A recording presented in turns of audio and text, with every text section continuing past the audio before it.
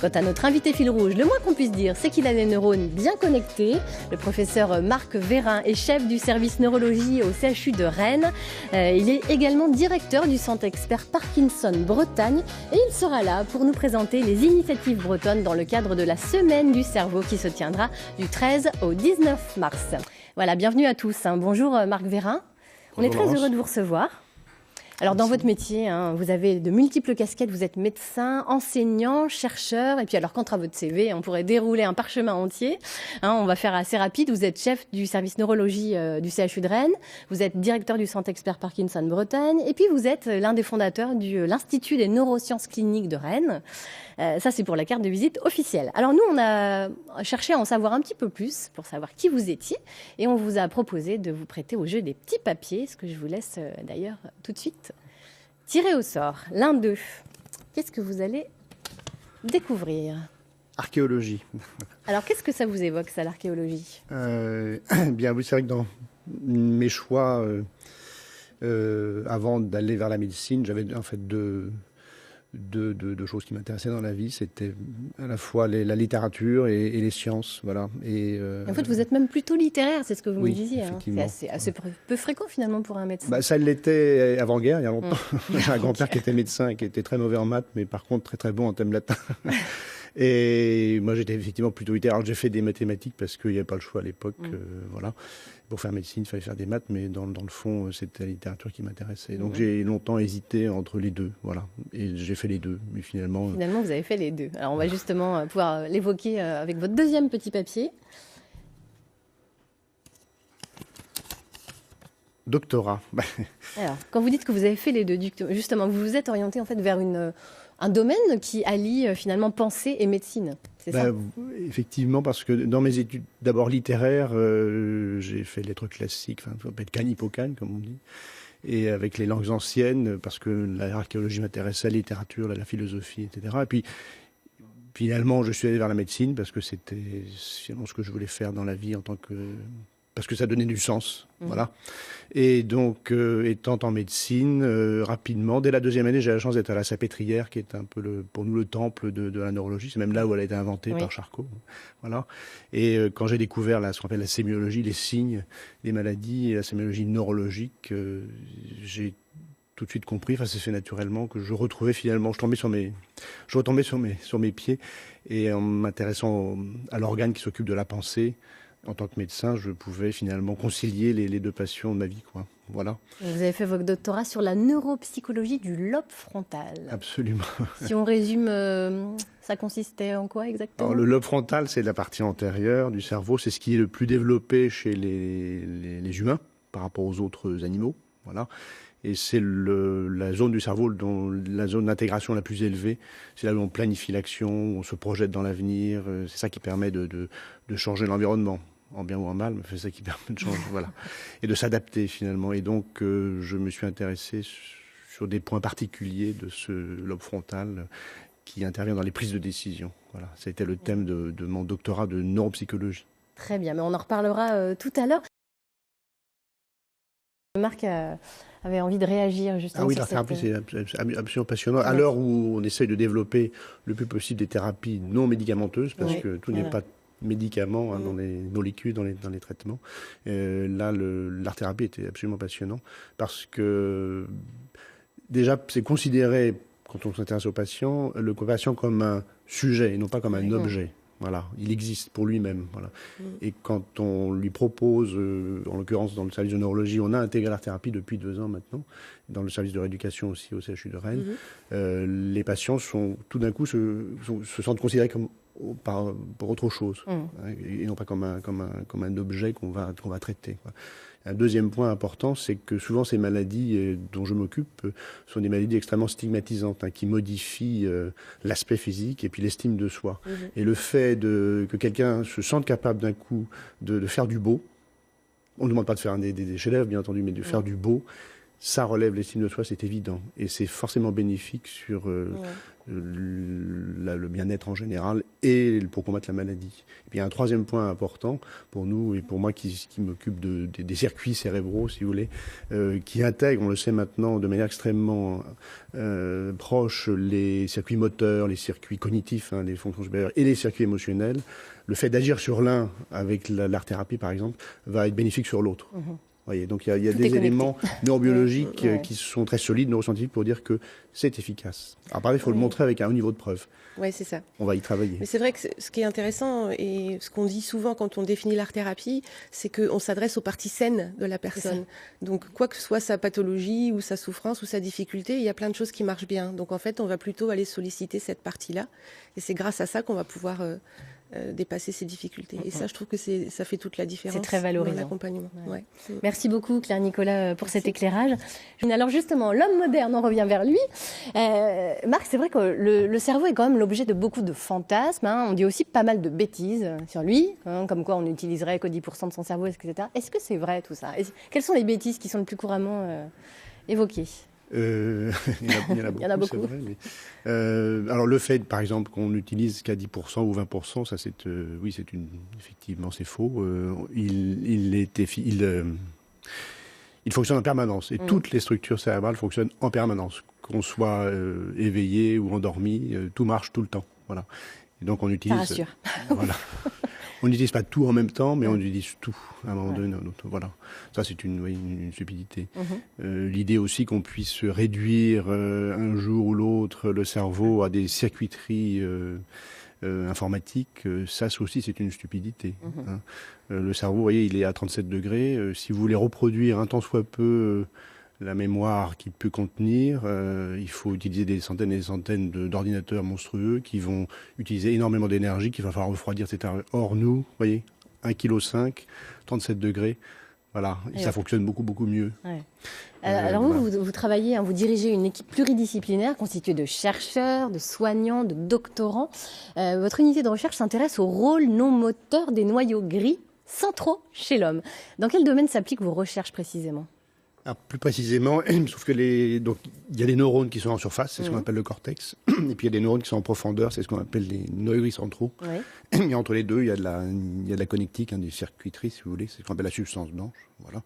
Et donc ces circuits profonds, ces noyaux profonds, ont un rôle absolument essentiel dans tout ce qui est automaticité. Vous voyez, on parlait tout à l'heure de tricoter. Quand on apprend à tricoter, au début c'est compliqué, et puis après ça se fait de manière automatique. Et c'est grâce à eux. Voilà. C'est tout comme marcher, on ne réapprend pas à marcher tous les matins, c'est ça? Absolument, de même. Alors c'est vrai sur le plan moteur, mais c'est vrai aussi sur le plan intellectuel. On ne réapprend pas à parler tous les matins, on ne réapprend pas à écrire une dissertation tous les matins, etc. Et c'est probablement vrai aussi sur le plan émotionnel. D'accord. Et donc vos recherches ont quel type d'application Alors l'idée, c'est que ce qui nous a permis d'avancer dans la connaissance de ces structures, c'est que, comme on le voit sur l'écran, c'est qu'on met des électrodes pour des réseaux motrices, particulièrement de Parkinson, on met des électrodes dans la profondeur du cerveau pour corriger la circuiterie motrice. Voilà.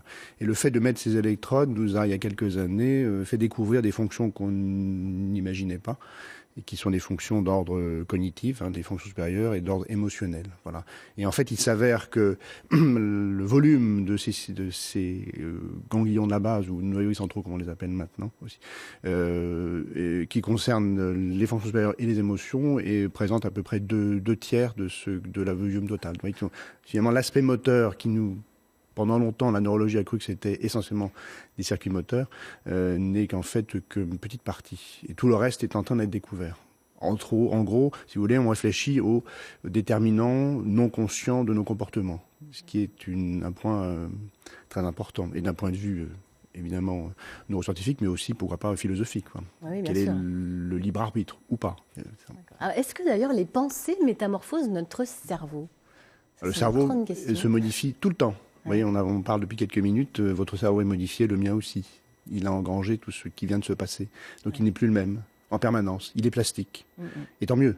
Tant mieux. Il s'adapte tout le temps. Voilà, et il s'adapte quand il y a des éléments positifs et quand il y a des éléments négatifs aussi. C'est s'il est lésé par un accident vasculaire ou toute autre maladie qui va altérer les neurones, il va s'adapter. Et pendant très longtemps, on n'aura pas de symptômes grâce à cette plasticité. Alors, est-ce que les neurosciences ont fait des progrès importants ces dernières années ? Alors, entre le moment où j'étais étudiant, jeune étudiant à la Salpêtrière et maintenant, c'est incroyable. Enfin, on n'imaginait pas ce qui allait se passer. Tout simplement, il y a un point essentiel là-dedans, c'est que à l'époque, on s'intéressait à un organe qu'on ne voyait pas. On était les seuls d'ailleurs dans la neurologie à ne pas voir l'organe dont on suit. Les cardiologues voyaient leur organe, les hépatologues, etc. Bon, ce qui a fait la révolution, c'est l'imagerie. Voilà, c'est ça, l'image. Alors le scanner dans un premier temps. Ouais. Alors, ça fait rire les étudiants parce que moi, quand je raconte ça, pour eux, ça paraît évident, mais non, il n'y avait pas le scanner. Ouais. Et puis l'IRM est arrivé. Ouais. Voilà, c'était dans les années 90.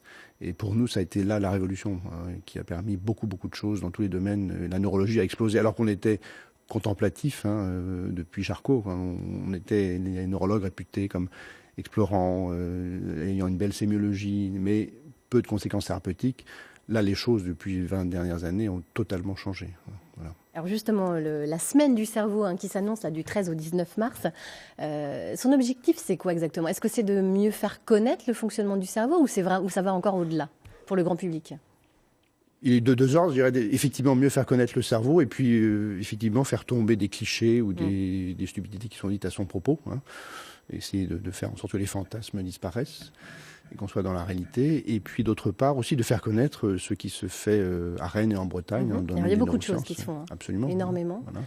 Et il y a une particularité en Bretagne, c'est que même si on n'est pas très nombreux à la hauteur de ce qui se fait dans une plus grande métropole en France, il y a une symbiose qui était extrêmement étroite entre les cliniciens et les chercheurs. Et c'est ce qu'on cherche à montrer. Donc là, les conférences qui ont lieu, ou dans les bars, ou dans des lieux de conférences plus classiques, associent les cliniciens et les chercheurs. On travaille vraiment main dans la main. Les philosophes également. Enfin, c'est fou. En fait, il y a tout un tas de domaines qui s'entrecroisent quand on parle de neuropsychologie finalement. On va d'ailleurs donner le site internet pour retrouver tous les renseignements sur cette semaine du cerveau. Alors, je regardais dans le programme, il y a par exemple une conférence intéressante qui dit le cerveau humain, Facebook et Google Maps, quel point commun? Enfin, c'est des choses auxquelles on ne pense pas, mais il y a des points communs entre tout ça finalement. Oui. Alors, c'est des points communs ou des fantasmes. Oui, on parlait des fantasmes. Ouais.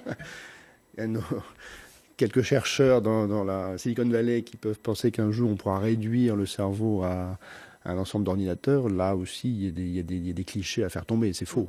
C'est pas faux. Une clé USB, quoi. On peut pas non plus. Non. Voilà. Et puis il y a une part dans le fonctionnement cérebral qui est liée au hasard. Donc si vous voulez, les circuits ne fonctionnent pas au hasard.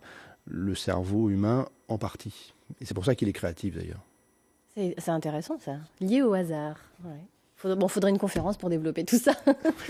Bon, donc on donne le programme, tout ça. On le retrouve sur le site internet de la Semaine du cerveau et puis on vous retrouve tout à l'heure. Au retour de ce très très beau reportage sur la transmission d'entreprise, j'ai envie de vous demander, Marc Vérin, qu'est-ce que vous aimeriez transmettre, vous, dans votre domaine? J'ai été intéressé à voir ce reportage parce qu'il y a vraiment une analogie étonnante entre l'industrie, comme on l'a vu, là, et les équipes de sciences ou les équipes médicales, où il y a un savoir qui est accumulé au fil du temps et qu'il faut transmettre aux plus jeunes pour que les choses se pérennisent. Voilà.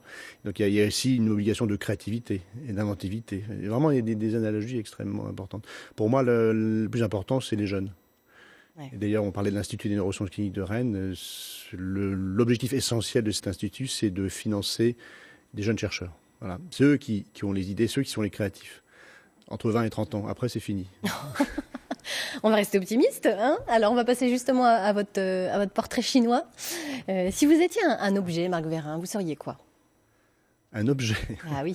Un stylo plume. Un stylo plume. Alors, pourquoi? Voilà. Parce que j'aime écrire. Et puis que j'aime écrire au stylo plume. Il y a un petit côté peut-être vintage. Vintage. Voilà. Si vous étiez une fleur, vous seriez quoi? Une églantine. Pourquoi? Églantine parce que c'est une fleur qui est fragile et je suis bien placé pour savoir, aussi bien en tant que professionnel qu'en tant qu'homme, combien les choses sont fragiles. Et qu'en même temps c'est très beau et que ça sent très bon. Voilà. Et qu'à partir de l'églantine, finalement, a été créé tous les rosiers, toutes les magnifiques fleurs qu'on a. C'est parti de cela. Très bien. Et alors si vous étiez un mot? Si j'étais un mot, il y a beaucoup de mots que je pourrais évoquer, mais les mots sont importants pour moi, en tant que aussi bien littéraire que médecin. Que vous dire Alors j'aimerais faire beaucoup de choses en même temps et l'ubiquité peut-être. L'ubiquité. Oui. Ouais. C'est un don qui n'existe pour personne. Mais... On peut toujours rêver, toujours espérer. C'est un peu dans le domaine médical, c'est ça, l'espoir est tellement important. Oui. Merci beaucoup Marc Vérin, on vous retrouvera tout à l'heure pour la fin de cette émission. Voilà, nous arrivons maintenant à la fin de cette émission dont Marc Vérin était l'invité fil rouge. Allez, avant de conclure Marc Vérin, j'ai envie de vous demander si vous aviez un rêve, ce serait quoi? En tant que médecin, ce serait de stopper l'évolution de la maladie de Parkinson. Vous y travaillez. Je vois les souffrances que ça engendre quotidiennement. Et au-delà de ça, toutes les maladies neurodégénératives, il se trouve que probablement y a-t-il un mécanisme assez commun entre ces différentes maladies. On est en passe de l'identifier. Voilà. Ça, c'est en tant que médecin. Pour d'autres, dans d'autres domaines plus personnels, la finitude des choses quelque chose qui me touche. Voilà. Mais vous êtes un optimiste lucide. Je suis un optimiste lucide. Je vois le caractère positif de mes jeunes collègues, de chacun, des patients. Et puis, mais je sais aussi qu'il y a des choses sombres. Voilà. Merci beaucoup Marc Vérin d'être venu sur ce plateau. On se retrouvera jeudi 9h50. Notre invitée fil rouge, ce sera la comédienne Rachel Jouvet. Je vous souhaite à tous une excellente journée. Allez, 9h50 le matin, c'est la bonne heure pour... La bonne humeur. Eh ben voilà. Bah oui, ça y est, ça rentre dans le cerveau, vous voyez, tout va bien. Bonne journée.